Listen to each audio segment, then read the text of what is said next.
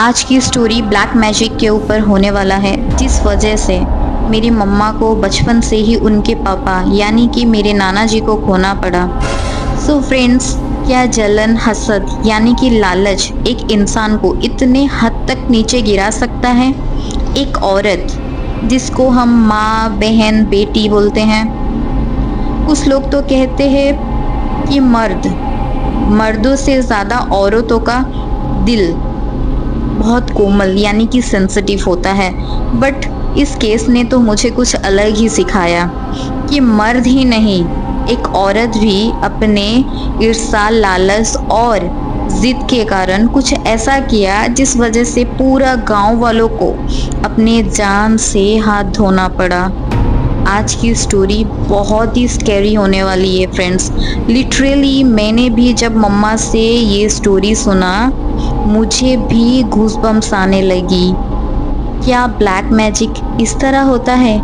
Friends, मैंने इससे पहले 2 से 3 वीडियो बना चुका हूँ। मुझे लगता है आज तक की सबसे खतरनाक, बहुत ही क्रीपी स्टोरी है ये। आपका दिल भी दहल सकता है। अगर आप बिना डरे इसे देख सकते हैं तो देख लीजिए। अगर आप कमज़ोर दिल वाले हैं तो मत देखिए, मेरा बात मानिए। यहीं से ही वीडियो को स्किप कर लीजिए क्योंकि बहुत ख़तरनाक स्टोरी है। और हाँ फ्रेंड्स, ये स्टोरी थोड़ी लॉन्ग हो सकती है क्योंकि स्टोरी बहुत बड़ी है। सो मुझे काट के पार्ट 2 या पार्ट 3 तक लाना पड़ेगा, नहीं तो वीडियो बहुत लंबी हो सकती है और आप सब भी इरिटेट हो जाएंगे देखने के लिए। So hello, hi friends, I am Sangeeta. Welcome to my channel dark reality. आज की ये जो स्टोरी है ब्लैक मैजिक के ऊपर है, जो कि मेरे नानी के गांव में हुआ था। मेरे मम्मा जब 7 साल की हुई थी, करीबन 32-40 इयर्स की ये कहानी होगी, ये घटना, वो भी बहुत ही डरावनी सी। आंध्र प्रदेश की 2 से 4 किलोमीटर दूरी पर एक गांव है जहां ये सब हुआ था। उस गांव में करीबन 100 घर था। उस गांव में एक फैमिली ऐसी थी जिनके घर में 3 भाई और उनके बीवी बच्चे थे। जो बड़ा भाई है उसके शादी के बाद उसकी बीवी प्रेग्नेंट हुई। कुछ महीने के बाद कुछ हेल्थ इशू के कारण बड़े भाई का डेथ हो गया। डेथ के कुछ महीने के बाद उनकी बीवी गौरी एक बेटे को जन्म देती है। तो बड़े भाई के घर से उनकी बीवी गौरी और उनका बेटा कामेश रहता है और 2 भाई बीवी बच्चे रहे। मझले भाई कृष्णा और उनकी बीवी शकुंतला और उनका एक बेटा और एक बेटी, और छोटे भाई रवि और उनकी बीवी जया और उनकी एक बेटी। सब कुछ नॉर्मल रहता है। बट कुछ साल के बाद, यानी कि जब गौरी का बेटा 20 साल का होता है, तो गौरी बहुत ही लालची रहती है। वो बीच बीच में जगह ज़मीन को लेके झगड़ा करती रहती है। बट जब गौरी का बेटा 20 साल का हो जाता है, तब वो सबका जगह, ज़मीन, पैसा अलग करने बोलती है। तो बहुत झगड़ा होता है। फिर 2 भाई आपस में बात करके बोलते हैं। शादी के बाद ही भाई ने भाभी को छोड़ के चले गए। तो भाभी शायद तब से ही चिड़चिड़ी और गुस्सेलू हो गई है। छोड़ो उनका बात। अगर भाभी चाहती है तो हम सब उन्हें और दुखी ना करते हुए वो जो चाहते हैं वही करेंगे। तो गांव के मुरब्बी और मेरे नाना, क्योंकि उस वक्त मेरे नाना घर वाले वहाँ के ज़मींदार थे, उन सबको बुला के वो अलग अपना जगह, घर, ज़मीन, पैसा और सोना 3 हिस्से में कर दिए समान भाग में। बट उसमें भी गौरी खुश नहीं हुई क्योंकि उसे तो सब कुछ चाहिए था। गौरी सबके सामने ही अपने दोनों देवर को बोलती है, तुम लोग मुझे ज़्यादा दिए नहीं हो तो ठीक है, पर मैं तुम लोगों को किसी को नहीं छोड़ूंगी। एक एक करके सबको देख लूँगी, मैं सबको खा जाऊँगी। फिर इतना सब होने के बाद सब अपने अपने घर को चले जाते हैं। फिर 15 से 20 दिन के लिए सब कुछ ठीक रहता है।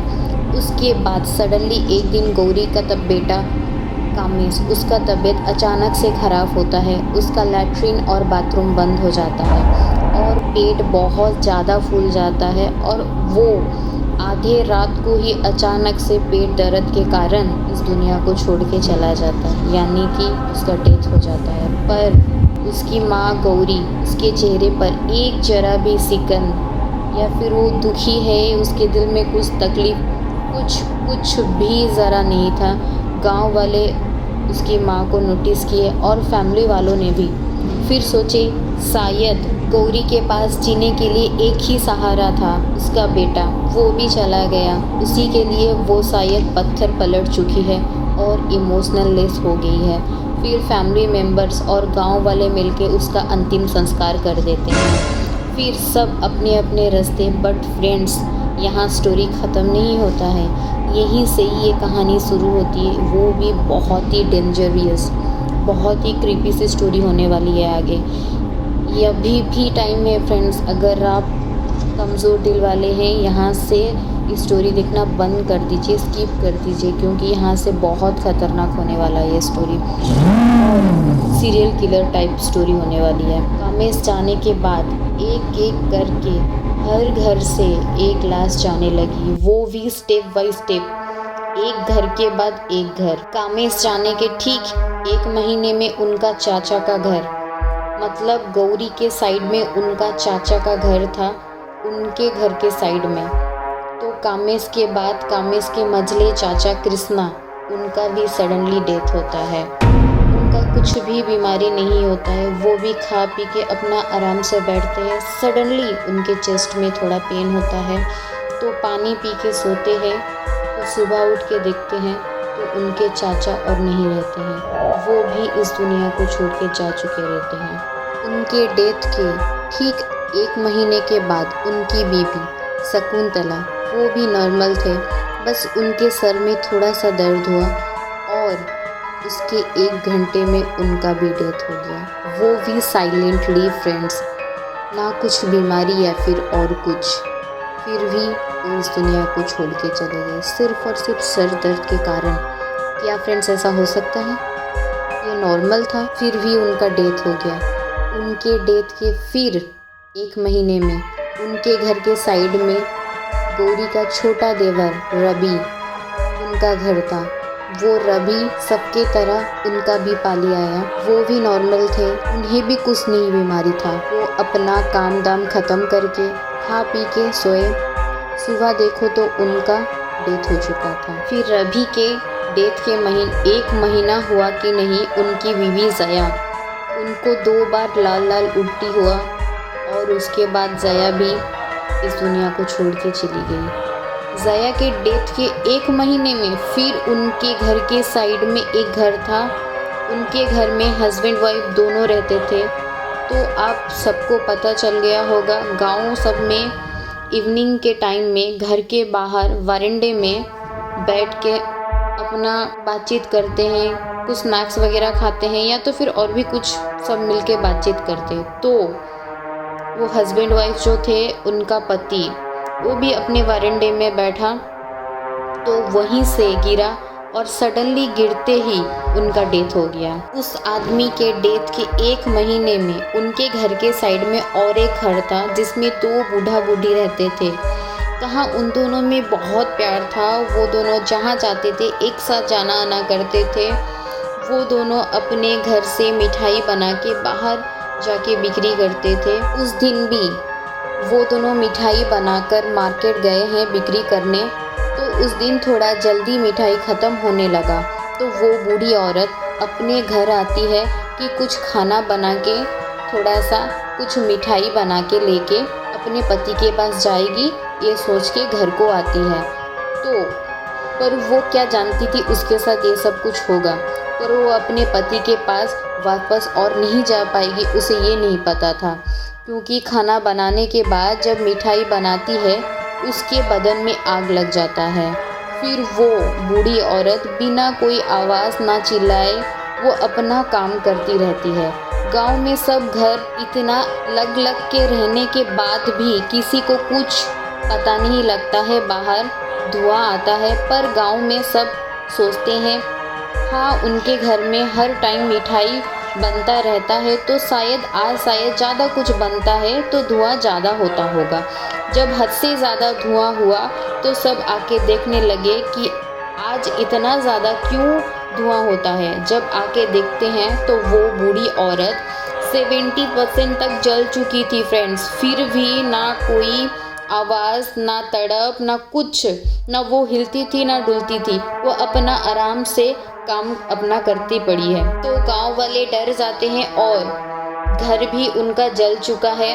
गांव वाले पानी ज़्यादा लेके उसमें डालते हैं, नीचे गिरते हैं। घर भी उनका जल चुका है। गांव वाले पानी जुगाड़ करने के अंदर कंप्लीट जल के जब नीचे गिरती है वो बूढ़ी औरत, लास्ट एक बार बहुत तेज चीख के चिल्लाती है और चुप होके रह जाती है। वहीं पे ही वो नीचे गिर जाती है। उसके बाद उनका डेथ हो जाता है। फ्रेंड्स, यहीं पे ख़त्म नहीं होता है।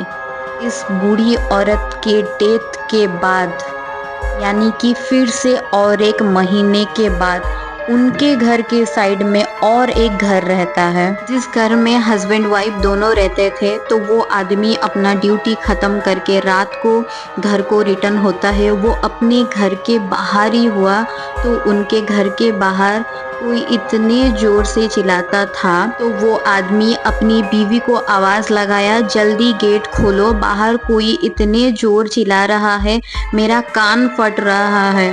तो उनकी बीवी बहुत तेज़ दौड़ के आके गेट खोलती है। जब गेट खोलती है तो उनका पति उन्हीं के ऊपर, गेट खोलते ही उन्हीं के सामने गिरते हैं और उस आदमी के कान से फट के खून निकल रहा है। और वो नीचे गिरते ही जब उनकी बीवी उनको चेक करते हैं तो उनका पति, जिनका डेथ हो चुका रहता है, फिर उनके डेथ के एक महीने में ही उनके घर के साइड में और एक घर है। उस घर में तीनों बहनें रहती हैं। उनके घर में और कोई नहीं। उनके माँ पापा का डेथ बहुत पहले ही हो चुका है कुछ हेल्थ इशू के कारण, बट उनके घर में तीनों बहन मौजूद रहते थे।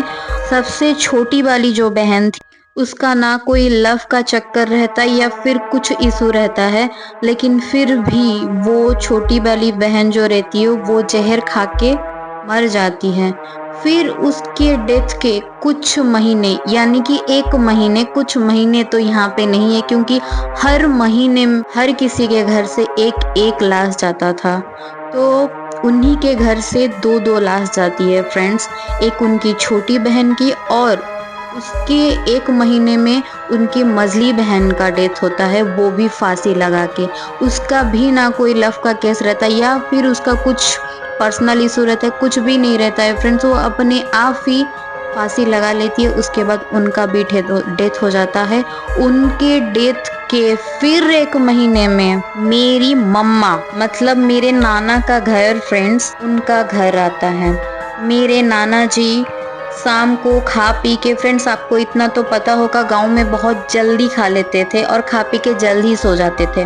तो वैसे ही मेरे नाना जी भी खा पी के बाहर टहलने के लिए जाते हैं। वहीं पे ही पैर फिसलता है उनका और वो नीचे गिर जाते हैं। गिरने के बाद और ना ही उठ पाते हैं ना ही चल पाते हैं।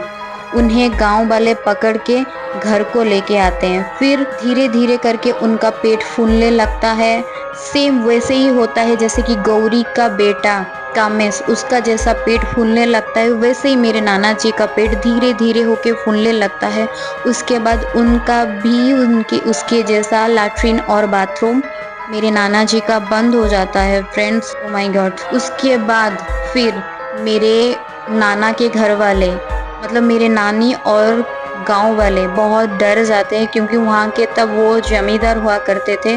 उसी वजह से गांव वाले भी घबरा जाते हैं, डर के उनको रातों रात लेके जाते हैं डॉक्टर के पास, यानी कि बरहमपुर के बड़ा मेडिकल में। लेके जाने के बाद उनका टेस्ट वगैरह चलता है तो डॉक्टर बोलते हैं कहीं उनको कुछ ना बीमारी है या फिर कुछ हेल्थ इशू हो रहा है।